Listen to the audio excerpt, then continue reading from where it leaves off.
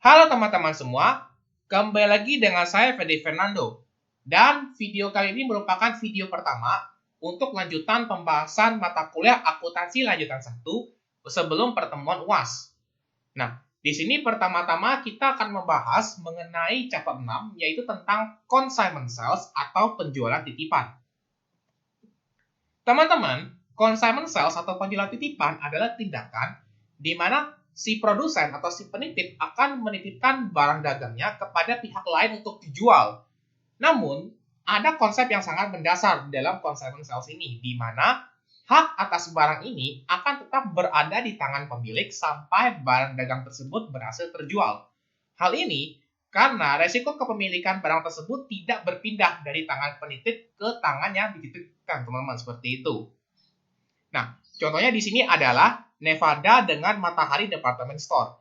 Ya, kalau teman-teman nggak tahu, Nevada itu merupakan salah satu produsen baju, di mana si Nevada ini akan menitipkan bajunya di Matahari Department Store untuk dijual. Namun, resiko dari entah itu barang dagangnya rusak atau segala macam itu tetap berada di tangan si Nevada. Atau kalau misalkan contoh yang lainnya kayak misalkan Sari Roti itu nitipin rotinya di Indomaret, ya, di mana resiko kalau misalkan rotinya itu entah udah jamur, udah busuk, itu bakal tetap berada di tangan si Sari Rotinya, bukan ke Indomaret. Berikutnya, di dalam consignment sales ini ada dua pihak, ya. Bahasa kasarnya itu ada penitip dan ada yang dititipkan, teman-teman, seperti itu. Nah, di sini ada pihak yang namanya consigner sama pihak yang namanya consignee. Consigner bahasa sederhananya adalah dia penitip atau orang yang menitipkan barang dagang kepada suatu instansi lain. Sedangkan si consignee adalah pihak yang menerima titipan barang yang bertugas untuk menjual barang tersebut sampai ke tangan customer. Nah, di sini ada sedikit ilustrasi supaya teman-teman paham bedanya regular dengan consignment sales. Kalau regular sales itu biasa ya, di mana si seller itu akan langsung menjual barang dagangnya kepada buyer, dan konsep itu sudah teman-teman pelajari sejak akuntansi dasar 1. Sedangkan dalam consignment sales di sini ada sedikit perbedaan, di mana ada pihak consigner atau pihak yang menitipkan barang itu akan menaruh barang atau menitipkan barangnya kepada consignee, di mana consignee ini atau orang yang dititipkan itu akan menjual barang dagangnya kepada buyer. Nah, di sini risiko kepemilikan itu baru berpindah dari consigner kepada buyer pada saat consignee ini berhasil menjual barangnya kepada buyer. Dalam konsep consignment sales, consignee ini akan mendapatkan komisi apabila dia berhasil menjual barang dagang dari si consigner, teman-teman, seperti itu.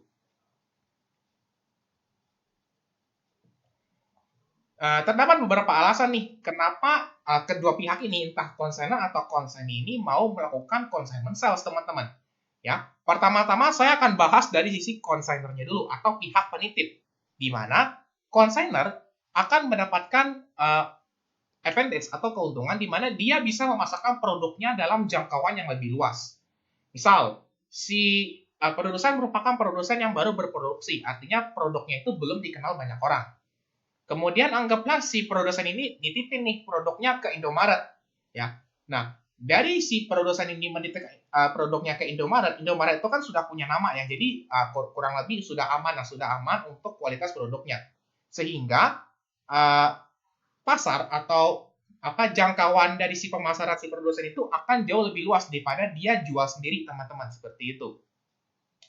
Kemudian kalau misalkan si consigner ini menitipkan barangnya kepada Indomaret, ya, maka dia bisa memasarkan produknya lebih luas. Dia bisa titip ke banyak Indomaret, sehingga dia tidak perlu buka toko di beberapa tempat, di mana itu cost-nya akan sangat gede, apalagi bagi produsen yang baru berdiri, teman-teman.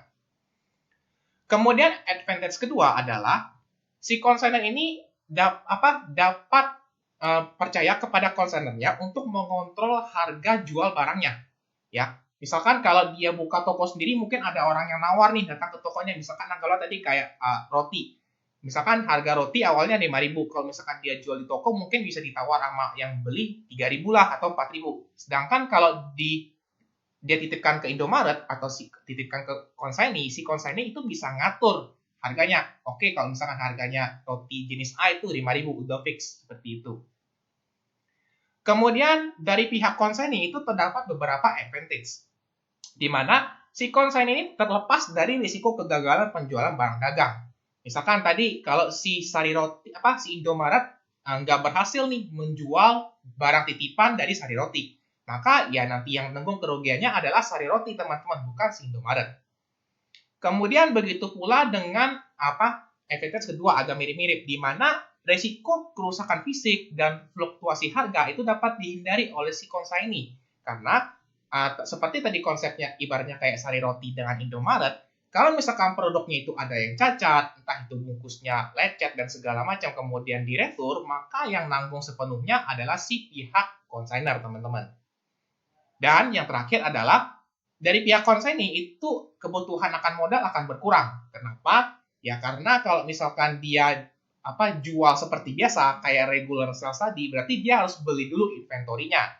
Nah, kemudian dari baru beli inventory kemudian baru dia jual. Sedangkan kalau dia melakukan consignment sales, biaya seperti pembelian inventory itu dapat dihindari.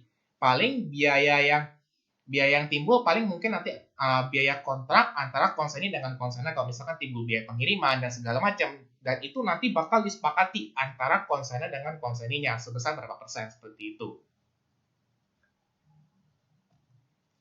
Nah, di dalam consignment sales itu ada akun khusus ya. Kayak tadi kemarin kita belajar di installment sales. Misalkan ada kayak installment contract receivable ya dan shipment dan segala macam. Nanti di dalam consignment ini juga ada akun khususnya. Di mana pada saat si penitip atau consigner itu menitipkan barang dagangnya ke pihak lain, maka kita akan cetak consignment out di sisi consigner.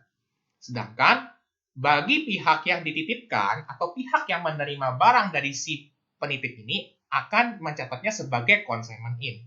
Nah, nanti untuk jelasnya kita akan bahas di jurnal ya, teman-teman ya. Dan terakhir sebelum kita lanjut ke pembahasan soal atau problem, dalam pencatatan konsinyasi atau consignment sales ini ada dua metode. Di mana metodenya kita sebut dua, ada laba terpisah atau separately method, dan yang kedua ada laba digabung atau non-separately. Nah, dalam laba terpisah atau separately method, konsepnya adalah laba antara penjualan konsinyasi atau consignment dan penjualannya reguler itu akan dipisah, teman-teman. Sedangkan kalau penjualan yang menggunakan laba digabung atau non-separately, maka laba antara penjualan konsinyasi dan laba antara penjualan reguler perusahaan itu tidak dipisah atau langsung digabung. Nah, dari dua metode ini akan kita pecah lagi, teman-teman, karena dalam pengelolaan inventory itu ada dua metode, di mana ada periodik dan ada perpetual. Jadi 4 metodenya ini adalah separately periodic, kemudian ada separately perpetual, lalu ada non-separately periodic, dan ada non-separately perpetual. Nah, dari keempat metode yang sudah saya sebut barusan, itu semuanya nggak dibahas di dalam video ini. Ya, yang dibahas dalam mata kuliah ini adalah terkait dengan separately periodic saja, teman-teman. Dan itu bakal kita gunakan sampai ke UAS nanti. Oke, untuk teorinya selesai dulu. Berikutnya kita akan lanjutkan dengan pembahasan problem yang ada. Oke, teman-teman, sekarang kita akan lanjut ke pembahasan problemnya. Di sini kita akan membahas mengenai problem 4 dari modul Lab Akuntansi Lanjutan 1. Di sini ada Geminico dan Taurusco. Di mana Geminico ini menitipkan atau melakukan penjualan konsinyasi terkait buku renungan harian di Taurusco. Nah, di sini dikasih kesepakatan di awal antara Geminico dan Taurusco. Poin pertama itu kurang lebih terkait dengan komisi, ya, di mana si Geminico akan kasih komisi kepada Taurusco sebesar 7%. Di sini karena Geminico yang menitipkan, maka Geminico ini selanjutnya bakal kita sebut sebagai consignor, dan si Taurusco ini akan kita sebut sebagai consignee.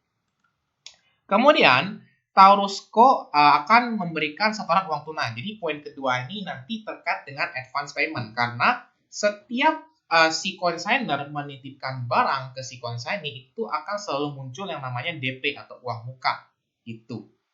Dan yang ketiga, ini terkait dengan setiap beban yang terjadi ya, terkait penjualan konsinyasi. Ini adalah kesepakatan antara consignee dengan consigner, di mana consignernya hanya bersedia menanggung sebesar sekian persen. Artinya si consignernya ini tidak menanggung biaya terkait konsinyasi secara penuh. Lalu poin keempat, apabila ada penjualan dan itu belum dilunasi, ya penjualan konsinyasi dan belum dilunasi pada akhir periode, maka nanti si consignee atau Taurus Coin ini tidak perlu melunasi utangnya, ya tidak perlu bayar dulu nih piutangnya kepada Geminico. Dan berikut ada transaksinya yang sudah saya tandain. Dan teman-teman diminta untuk membuat dua hal. Yang pertama adalah sales account, ya. Sales account ini akan kita buat dari sisi consignee dan expense analysis akan kita buat dari si consignernya. Dan teman-teman perlu membuat jurnal dari sisi consignee dengan sisi consigner, dan metode pencatatannya adalah periodic separately seperti yang sudah saya jelasin di teori awal tadi. Oke. Nah, teman-teman, saya kasih info dulu di awal. Kalau misalkan nanti ngerjain di UAS, ya teman-teman membuat formatnya kayak gini ya, landscape ini ya. Jadi antara jurnal konsennya dengan jurnal konsennya ini berdampingan teman-temannya. Jurnalnya berdampingan. Saya nggak mau kalau misalkan teman-teman buat konsigner semua dulu di halaman pertamanya, kemudian konsignee di halaman kedua, ya. Itu akan memakan waktu untuk mengoneksinya kalau misalkan semuanya kerja kayak gitu. Jadi saya enak nih kalau teman-teman ngerjain berdampingan gini. Oke, ini transaksi pertama benar belum, transaksi kedua benar belum, seperti itu. Nah, kemudian untuk expense analysis sama sales account itu nanti teman-teman terserah mau buat di awal dulu nggak masalah, baru jurnal, atau jurnal dulu baru si expense analysisnya. Itu saya nggak permasalahkan teman-teman, seperti itu. Atau kalau misalkan mau ngikutin format yang kayak yang saya buat ini, sales account di tengah-tengah sama expense analysisnya di tengah-tengah juga nggak masalah, seperti itu. Oke, kita masuk ke transaksi yang pertama. Di mana tanggal 5 Januari, si Gemini ini mengirimkan buku reguleran hariannya dengan nilai faktur sebesar 100 juta, markup 20%, dan buku yang dikirimkan adalah sebanyak 200 PCS. Oke, dan ingat, karena ini dia ngirimin barang, berarti kita bakal langsung buat dua jurnal. Jurnal pertama adalah terkait pengiriman barang itu sendiri, dan jurnal kedua adalah terkait dengan advance payment, teman-teman. Ya, nah, untuk shipment, ya kita bakal bahas yang shipment dulu, baru kita bahas yang advance payment. Untuk shipment, kita akan kerjain dari sisi consignor dulu. Ya, nah, karena dia ngirimin barang, maka dia akan cetak ke dalam akun consignment out pada merchandise shipment on consignment. Ini jurnalnya udah fix, teman-teman. Untuk angkanya, kita nggak boleh langsung masukin angka 100 juta ya teman-teman ya. Karena di soal bilang ada markup 20% dari nilai fakturnya. Nah, ini teman-teman harus kasih notice nih ya. Nah, maka kita nggak boleh langsung catat 100 juta, melainkan 100 juta itu kita kalikan dulu dengan 80%. Baru nanti kita bisa masukkan langsung nilainya ke jurnal. Jadi nggak boleh kita masukin full 100 juta, tapi kita kalikan dulu dengan 80%. 80%-nya dapat dari 100 dikurang dengan 20%. Jadi kurang lebih kita nyari berapa modalnya ya teman-teman, ya berapa modalnya. Lalu ingat, tadi di awal saya sempat sampaikan bahwa resiko kepemilikan ya itu masih berada di tanggung jawab Geminico, bukan Taurus Co. Maka pada saat terjadi pengiriman barang ya dari konsignee ke konsignee, si konsignee ini nggak bakal catat apa-apa teman-teman, dia nggak bakal catat apa-apa, tapi dia bakal kasih memo ya, semacam catatan kecil gitu. Memo diterima 2000 PCS buku harian dari Geminico. Sebenarnya kalau teman-teman tulis seperti ini di ulangan, itu sebenarnya sudah saya anggap benar teman-teman yang untuk poin. Tapi ada catatan yang harus teman-teman kasih perhatian, di mana saya minta sebaiknya teman-teman masukin berapa harga per bukunya atau harga per barangnya dari yang dititipkan di soal ya, karena nanti harga jual ini bakal kita pakai seterusnya untuk misalkan hitung kalau ada penjualan, nanti untuk ada sales account dan sebagainya ya.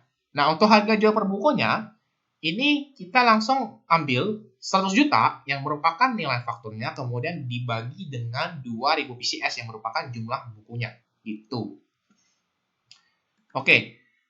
Nah, ingat pada saat pengiriman barang, selain buat jurnal penerimaan barang, kita akan buat jurnal terkait dengan advance payment atau uang muka. Untuk advance payment, kita akan catat dulu dari sisi consignee, karena yang bayar itu consignee dan yang terima consignor.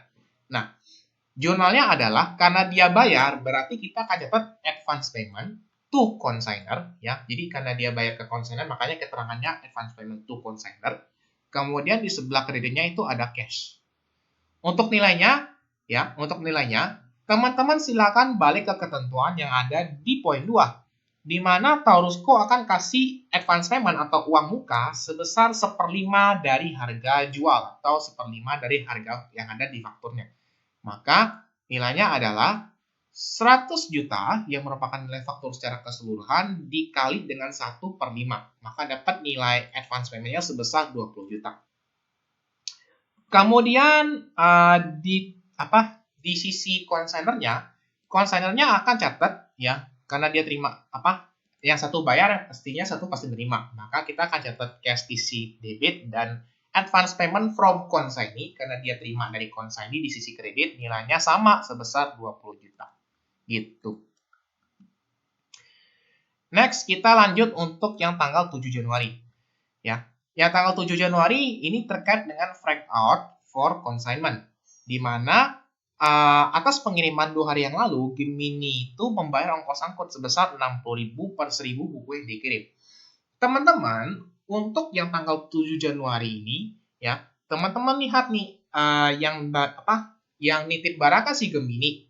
Nah, dan si Gemini itu bayar ongkos terkait dengan pengiriman barangnya. Maka di sini kita akan catat jurnalnya adalah consignment out pada cash, ya. Karena akun consignment out untuk sisi konsigner ini bakal kita pakai untuk transaksi terkait dengan konsinyasi, ya. Entah itu beban, entah itu pengiriman barang, entah itu pendapatan, itu semuanya bakal kita catat sebagai consignment out. Nah, untuk nilainya sebesar 60.000 per 1.000 buku, dan dia ngirimnya di sini adalah 2.000 buku, maka 60.000 kita kalikan dengan 2.000 dibagi dengan 1.000, gitu. Maka dapat hasilnya adalah sebesar 120.000. Atau kalau mau cara gampang kan teman-teman tahu ya kelipatannya. Dia bilang kan per 1.000 buku dan dikirim 2.000, berarti langsung aja 60.000 dikali dengan 2, itu sama aja. Nah, karena di sini yang bayarnya si consignor, maka si consignernya nggak perlu catat apa-apa, atau istilahnya itu no entry. Next, kita akan lanjut untuk tanggal 14 Januari. Di mana tanggal 14 Januari si Taurus berhasil mendapatkan deal dengan pelanggannya, yaitu TK Kesucian, untuk menjual buku renungan serta buku pelajaran. Ingat, yang dijual yang dititipkan oleh Gemini adalah buku renungan ya teman-teman ya. Jadi yang buku pelajaran itu sebenarnya masuk ke regular sales-nya si consignee. Nah, kemudian Taurus langsung mengirimkan ini keterangannya berapa dan ongkos angkut yang dibayar 200.000 FOB shipping point. Nah, 200.000 FOB shipping point-nya ini sebenarnya dijelaskan lagi di tanggal 14 Januari di bagian bawah ya. Gitu. Dan untuk TK Kesucian dia bayarnya tunai 75%, sisanya dibayar 12 hari kemudian. Nah, ini bagian soal yang tricky ya teman-teman ya. Ini terkait dengan consignment sales. Nah, teman-teman, dalam consignment sales ini konsepnya adalah pada saat consignee atau pihak yang dititipkan melakukan penjualan, melakukan pembayaran beban, dia lapornya itu periodik teman-teman ya. Dia lapornya itu secara periodik. Jadi dia nggak setiap waktu lapor tuh ke konsainernya tuh. Hari ini ada penjualan berapa, itu kan repot. Jadi nanti langsung ditumpuk ke satu waktu ya. Biasanya ditumpuk di akhir periode. Nah, di sini seperti yang saya bilang, karena tadi si konsinyenya itu belum lapor ke si konsainernya, maka si konsainernya ini kan nggak tahu apa-apa. Maka kondisinya adalah no entry atau nggak ada jurnal dari sisi konsainer. Sedangkan untuk sisi consignee itu akan buat jurnal ya, karena ini gabungan ya, dia kan jual gabung ya, ada yang barang titipan sama ada yang penjualan biasa. Maka jurnalnya yang pertama adalah kita akan masukin dulu untuk penjualan titipan ya, cash, AR sama consignment in. Kenapa ada cash dan AR? Karena dia bilang tuna 75% dan sisanya 25% bakal masuk ke AR. Kemudian jurnal kedua adalah terkait penjualan reguler ya. Ini nggak usah saya jelasin lagi kenapa kayak gini jurnalnya, harusnya teman-teman udah tahu. Nah, cuman yang uniknya di sini adalah selain memasukkan penjualan biasa, teman-teman harus tahu bahwa di sini kita bahas mengenai penjualan titipan. Berarti penjualan titipan itu ada unsur komisi, karena salah satu benefit yang didapatkan oleh si Taurus yang merupakan konsignee kita adalah dia bakal dapat komisi dari penjualan titipan. Maka nanti akan ada di jurnal lagi, yaitu commission on consignment sales ya. Nah, cuman di sini untuk di akun sebelah debitnya adalah consignment in ya. Mungkin teman-teman agak bingung ya, kenapa consignment in ada di sisi debit dan consignment in-nya ada di sisi kredit. Nah, teman-teman, ini ibaratnya kayak akun income summary ya di closing entries, di mana consignment in di sisi consignee ini itu bisa menggantikan posisi penjualan penjualan atau sales, dan bisa menggantikan posisi sebagai beban-beban yang terjadi terkait dengan konsinyasi ini ya. Jadi artinya apabila muncul transaksi terkait dengan consignment, entah itu jual, entah itu beban dan segala macam, itu semuanya akan masuk ke akun consignment. Makanya akun consignment ini bisa berada di posisi debit dan bisa berada di posisi kredit. Sama juga dengan si consigner ya. Consigner kan akan catat sebagai consignment out. Nah, consignment out ini bisa berada di posisi debit, berarti dia posisinya sebagai beban, atau consignment out ini bisa berada di sisi kredit yang posisinya dia dianggap sebagai pendapatan. Jadi kurang lebih kayak gitu ya teman-teman ya. Jadi pahami konsepnya. Akun consignment, entah itu consignment out atau consignment in ya, itu menggantikan posisi sebagai pendapatan dan beban terkait dengan transaksi penjualan titipan. Nah, ini bakal saya tanyakan pada saat di Meet Now-nya. Oke. Sekarang kita akan lanjut ya. Jurnal terakhir sebenarnya no entry ya, no entry. Kenapa? Karena ini jurnal terkait dengan pengiriman barang ya, atau biaya-biaya yang timbul atas pengiriman barang konsinyasi. Nah, di sini dia bilang beban ongkos angkut yang perlu dibayar adalah 200.000 FOB shipping point ya. Nah, di sini karena shipping point berarti ini bakal ditanggung oleh si TK kesucian ya. Berarti kita nggak perlu buat jurnal apa-apa, makanya no entry.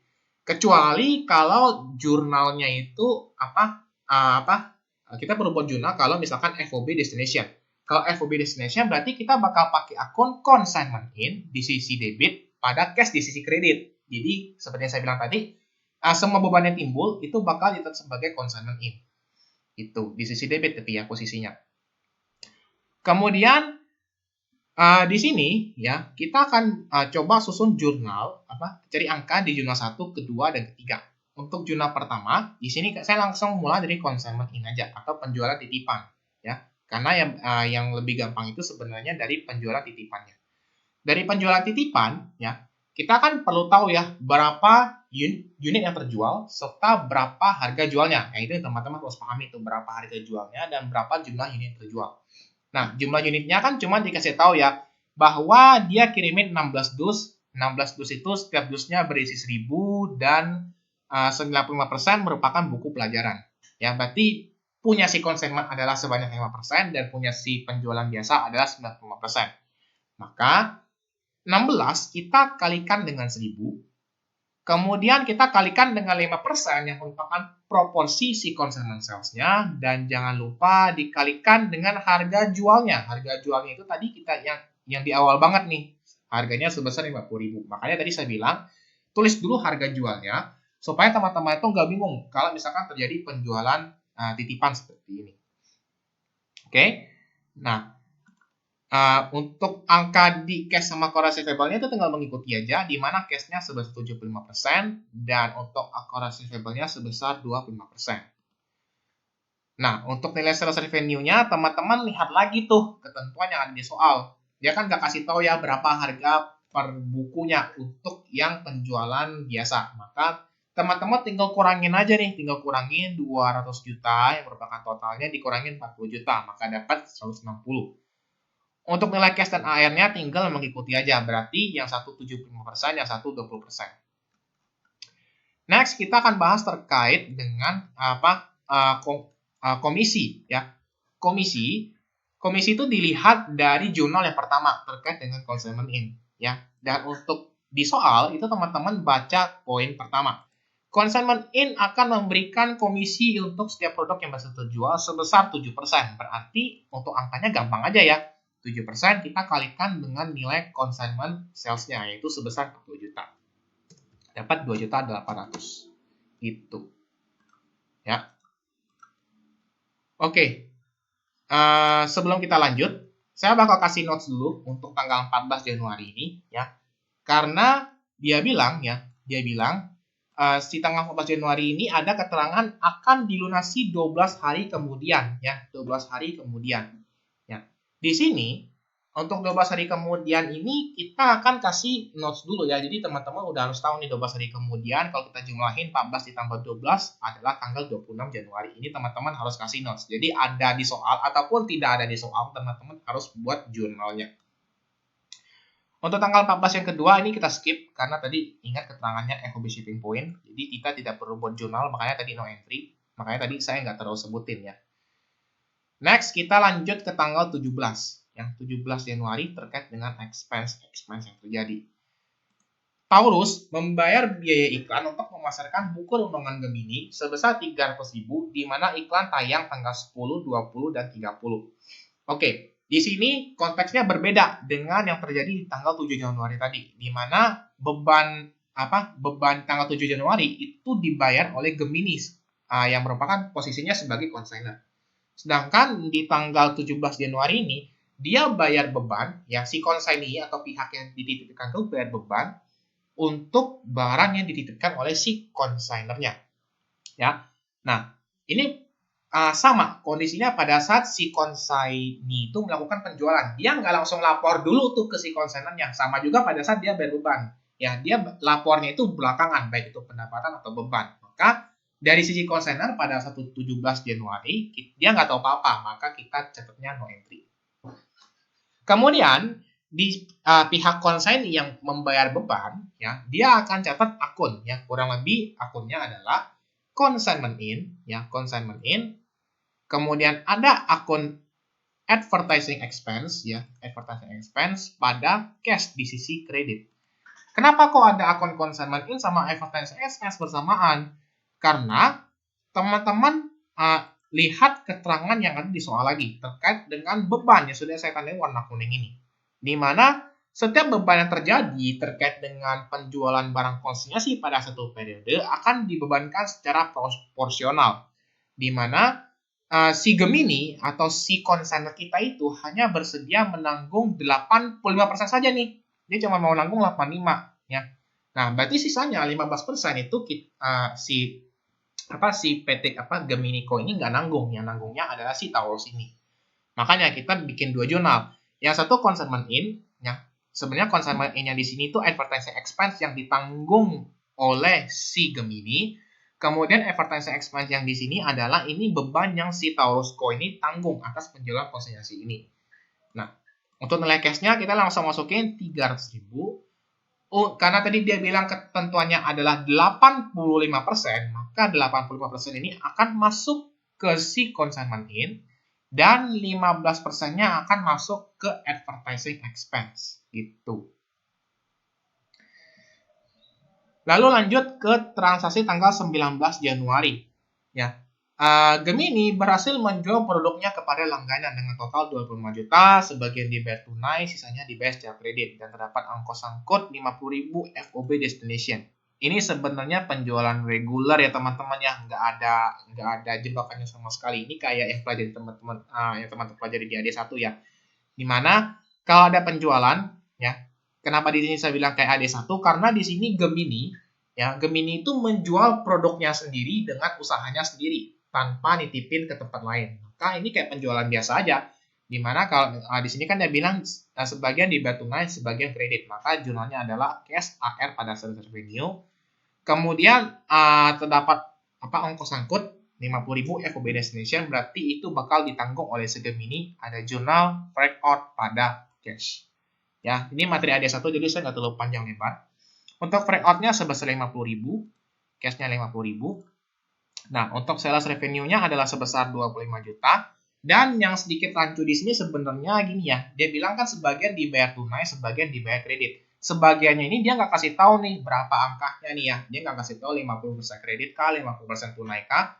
Nah, cuman kalau misalkan nanti di soal ulangan muncul hal-hal seperti ini, misalkan sebagian dibayar secara tunai, sebagian dibayar secara kredit, teman-teman langsung hubungin saya ya, karena ini sebenarnya soalnya agak ambigu, agak rancu gitu ya. Maka di sini dianggap bahwa 50% dibayar tunai, dibayar secara kredit. Cuma kalau misalkan di ulangan muncul kondisinya kayak gini, teman-teman langsung hubungin saya aja. Oke, karena di sini dia jual si konsainernya jual reguler dan nggak ada kaitan dengan konsainer, berarti biasa ya. So, konsainernya nggak tahu apa-apa, berarti no entry. Next, tanggal 24 Januari, si Taurus itu bayar tunai beban operasi selama bulan Januari sebesar 15 juta, 80% merupakan biaya yang timbul secara konsinyasi. Nah, ini soal yang tricky. Ini yang benar-benar harus saya tekankan, mengerjakan soal seperti ini. Kenapa? Karena di consignment ini, dia kan tadi saya bilang ya, ada ketentuan beban ya, ketentuan beban antara konsainer dengan konsignee yang sudah saya jelaskan di poin 3 tadi. Dan tadi ada di transaksi tanggal 17 ya. Cuma kan di tanggal 17 ini kan murni beban dari konsinyasi. Sedangkan bedanya dengan tanggal 24 Januari ini, ya kalau teman-teman baca, beban operasional selama bulan Januari di mana 80% masuk konsinyasi. Berarti sisanya 20% itu sebenarnya dari regular sales teman-teman atau dari penjualan biasa. Itu. Maka untuk nilai expense untuk nilai expense, untuk jurnal expense dari sisi consigner karena dia belum tahu apa-apa, maka kita akan catat no entry. Sedangkan untuk dari sisi consignee atau yang dititipkan barangnya, dia akan catat jurnalnya adalah seperti biasa consignment in, kemudian add operating expense pada cash ya. Untuk nilai cashnya langsung masukin 15 juta. Yang jadi permasalahan adalah pada saat teman-teman menghitung consignment in-nya ini dan untuk menghitung operating expense-nya. Untuk consignment in ya, di sini saya langsung mulai dari consignment in aja supaya saya ngejelasinnya nggak terlalu panjang lebar. Ya. Consignment in untuk nilai operating expense terkait dengan konsinyasi itu sebenarnya 80% teman-teman ya, 80% ya. Jadi 80% kita akan kalikan dengan 15 juta. Tapi nggak boleh berhenti sampai di situ teman-teman, karena kalau misalkan kita 80%, kita kalikan dengan 15 juta, artinya seluruh bebannya itu ditanggung oleh si konsainernya. Padahal di soal tadi ketentuannya, ini nggak boleh nih, ya. Nggak boleh, karena 85% yang hanya ditanggung, maka 85%-nya akan kita masukkan dalam perhitungan. Makanya, kita kalikan dengan 85%. Ya, sehingga kita dapat nilai consignment in-nya adalah sebesar 10.200.000. Ya, jadi nggak boleh langsung 80 dikali dengan 15 juta, itu salah. Karena kalau seperti itu logikanya adalah si konsainer menanggung semuanya, padahal di soal enggak. Ya, di soal dia bilang semua beban terkait konsinyasi hanya ditanggung 85%. Nah, berarti untuk operating expense-nya teman-teman tinggal kurangin aja ya. Kurangin berarti antara cash dikurangin dengan consignment in-nya tadi. Sehingga dapat nilainya adalah sebesar 4.800.000. Oke, transaksi terakhir tanggal 31 Januari ya, si Taurus atau si konsignee itu menyerahkan seluruh kas yang ia terima atas barang konsinyasi. Oke. Oh ya, saya lupa. Tadi tanggal 26 Januari ya, jadi kita ada kasih notes gitu ya, di tanggal 20 Januari itu kita harus kasih perhatian dia lunasin atau enggak. Tadi saya lupa. Nah, ini jebakan di soal ini, di mana di tanggal 26 Januari dia nggak ada kasih keterangan apa-apa tuh. Jadi teman-teman harus langsung paham bahwa kita perlu buat jurnal lunasan. Nah, karena di sini transaksinya itu antara consignee dengan pelanggan, maka si consignee-nya belum tahu apa-apa, maka no entry. Dan karena ini transaksi penerimaan piutang dan semuanya itu diasumsikan dibayar penuh karena nggak ada soal, maka jurnalnya adalah cash pada core receivable. Ya.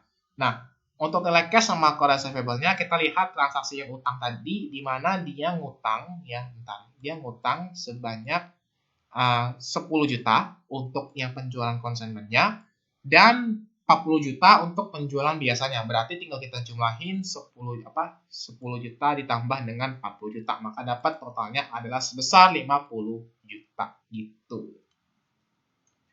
Oke. Jadi kalau misalkan karena di sini dia bilang dibayar tanggal 20 Januari. Kenapa nilainya tadi saya masukin langsung ditambah antara penjualan biasa dengan konsinyasi? Karena dia nggak bilang tuh si pelanggannya lunasin untuk konsinyasinya aja atau si pelanggannya lunasin untuk salesnya sales biasanya. Jadi kita asumsikan langsung gabungin aja. Oke.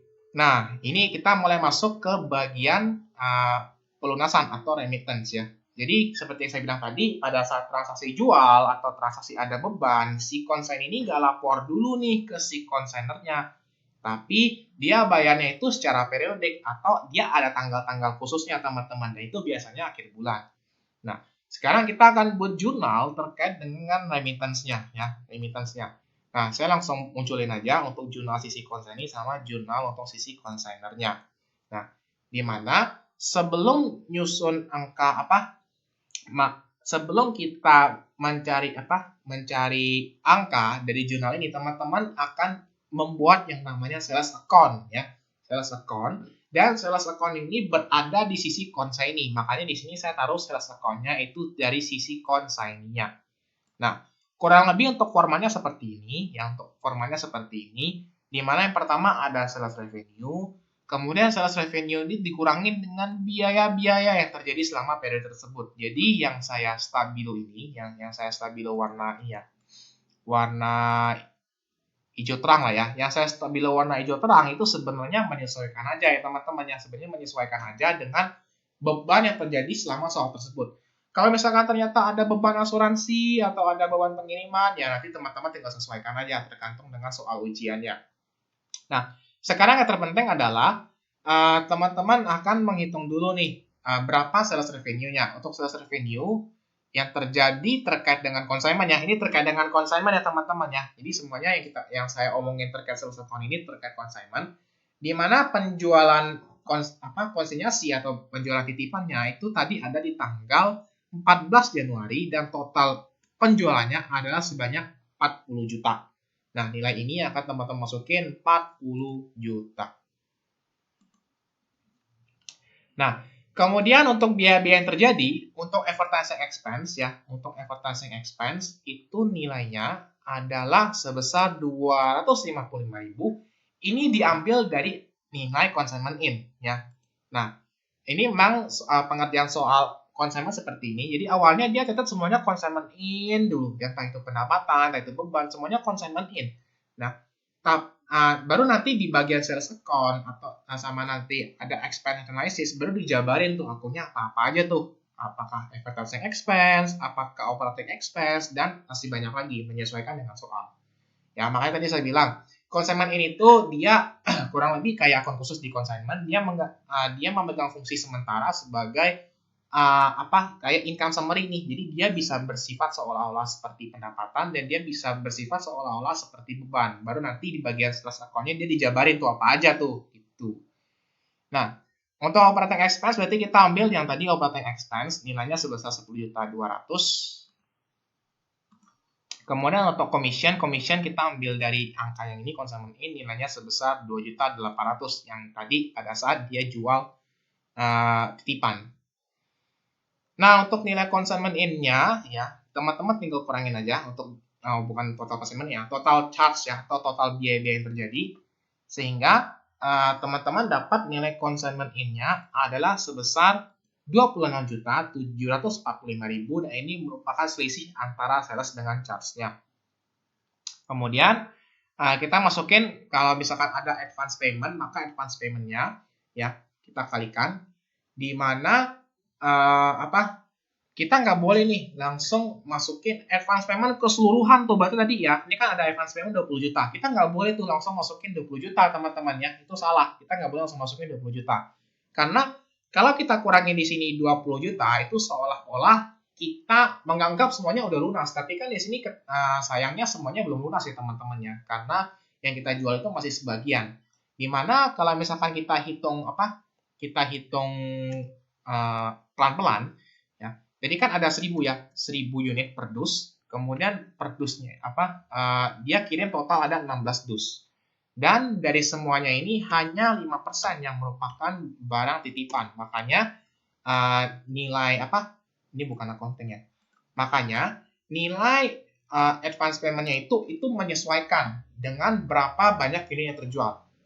Konsepnya adalah uang muka itu kan kita kasih dulu nih ke konsainernya.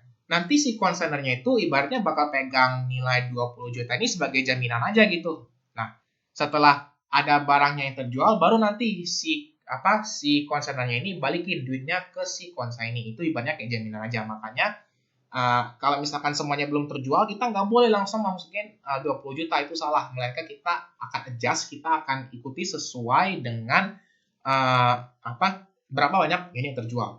Ya. Ini 800 ini tadi dapat dari transaksi tanggal 14 Januari ya. Kalau misalkan teman-teman tadi udah lupa. Makanya kita kalikan 16 dikali 1000 dikali 5% itu dapat 800 dibagi dengan 2000, kemudian dikalikan dengan 20 juta ya, dikalikan dengan 20 juta. Sehingga dapat nilai advance payment-nya adalah sebesar 8 juta. Kemudian kita kurangin sehingga dapat balance ya. Kemudian berikutnya ada due to payable atau consignment sales yang belum diterima. Nah, di sini teman-teman lihat ya ketentuan yang ada di soal tadi ya. Di mana untuk poin 4, apabila terdapat pelanggan yang beli barang titipannya secara kredit dan belum dilunasi, si Taurus tidak perlu membayar piutang usaha. Nah, kebetulan juga di soal ini si pelanggan udah lunas bayarnya. Jadi ya nggak usah diapa-apain, kita nggak perlu pusing ya teman-teman ya, sehingga nilai due to payable kita sebenarnya adalah 0 ya. 0 ini karena dia mengikuti payable ini yang due to payable ini ya. Di soal ini kan dia bilang si konsaininya nggak perlu bayar, berarti ya udah, itu sebenarnya kita bisa langsung masukin 0 ya. Cuman kalau misalkan nanti ketentuannya dia bilang Taurus kok perlu membayar, nanti baru nih bagian due to payable-nya akan kita isi teman-teman, seperti itu.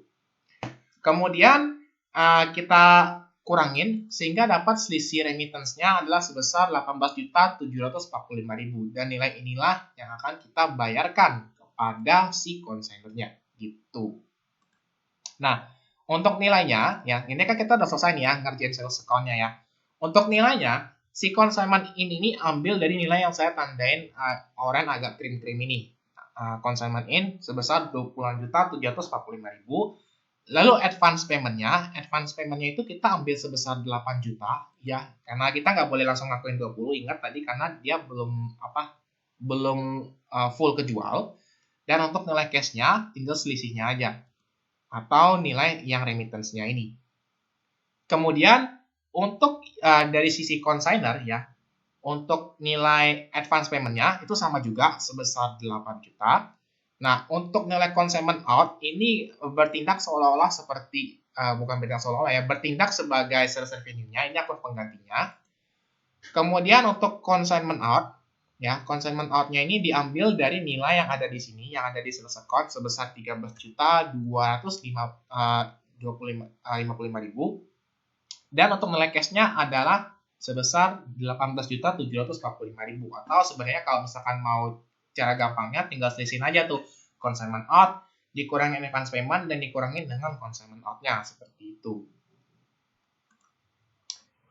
Kemudian kita akan lanjut untuk yang berikutnya ya. Setelah ada sales account, maka langkah berikutnya kita akan buat expense analysis ya. Nah, Di XPS analysis ini ibaratnya si konsumen ini dia mau melihat nih kira-kira pada saat saya nitipin barang ke Taurusco atau ke konsinyenya ini bagus atau enggak, menguntungkan atau enggak, atau jangan-jangan saya rugi nih, ya. Maka kita akan berjurnal terkait dengan consignment income atau consignment loss. Ya, formatnya kurang lebih seperti ini, ya, kurang lebih seperti ini untuk format expense analysis, dan ini dibuat oleh consigner. Nah, di sini ya dia kan tadi kan jual ya, dia kan jual, dia kan titipin 2000, dia titipin 2000, yang baru kejual ternyata baru 800 teman-teman, maka sisa barangnya belum terjual ini adalah 1200. Nah ini untuk formatnya saya selalu minta seperti ini ya, dimana di bagian total, sold, sama remaining dikasih tanda lah berapa untuk totalnya, berapa untuk sold-nya, dan berapa untuk remaining-nya, sehingga saya tahu ya. Nah pertama-tama kita akan masuk yang di bagian GeoGuessr-nya. Untuk di bagian GeoGuessr-nya itu teman-teman silakan melihat angka yang ada di yang awal banget nih, yang pada saat kita ngirimin barang ya. Karena yang seperti yang saya bilang tadi, kita kan cari harga modal. Ya, harga modal itu sebenarnya kalau bahasa akuntansinya itu GeoGuessr-nya, teman-teman. Nah, GeoGuessr-nya adalah sebesar 80 juta secara keseluruhan ya. Ini 80 juta secara keseluruhan. Kemudian untuk frag-nya kita lihat dari yang ada di tanggal 7 ya, frag ya. Frag-nya itu sebesar 120.000. Ini tadi pengiriman. Kemudian untuk advertising expense itu teman-teman silakan lihat dari yang ada di tanggal yang ada di sales account tadi. Karena kan pada saat si consignee lapor ke consigner, sebenarnya si consigner ini bakal serahin sales account-nya. Ini ibaratnya kayak laporan lah ya kepada si consignernya. Kemudian untuk yang operating expense juga sama, lihat dari sales account-nya sebesar 10.200.000, dan terakhir untuk komisi juga lihat dari sales account-nya sebesar 2.800.000. Oke, sekarang kita udah bisa totalin nih. Ini total biaya secara keseluruhan kita udah dapat ya untuk 2000 unit ini. Nah, sekarang kita akan mengatribusikan atau kita akan mendistribusikan nilai yang total ini ke yang sold sama yang remaining-nya. Ya, caranya ya sebenarnya gampang aja ya. Dimana kan untuk GeoGuessr ini totalnya 80 juta ya. Dan kita mau cari berapa sih untuk 800 unit, maka 80 juta kita akan kalikan dengan 800 unit dibagi dengan 2000. Begitu pula sebenarnya dengan remaining, di mana untuk remaining itu konsepnya adalah 80 juta dikali dengan 1.200 kemudian dibagi dengan 2.000. Jadi semua prinsipnya itu sama teman-teman untuk ngisi yang sold sama remaining ya. Di mana saya contohnya lagi nih, misalkan kayak operating expense ya. Untuk operating expense. Untuk operating expense berarti untuk mencari yang 800 ini adalah 10.200.000 kita kalikan dengan 800 kemudian dibagi dengan 2000. Maka dapat untuk yang operating expense yang sold-nya adalah 4.080.000. Dan untuk remaining-nya berarti sama juga 10.200.000 dikali 1.200 dibagi dengan 2000. Cuman ya semua di sini caranya sama. Cuman ada pengecualian terkait dengan komisi ya. Terkait dengan komisi. Jadi sini saya akan tandain dulu supaya teman-teman ingat. Di video ini saya sempat jelasin.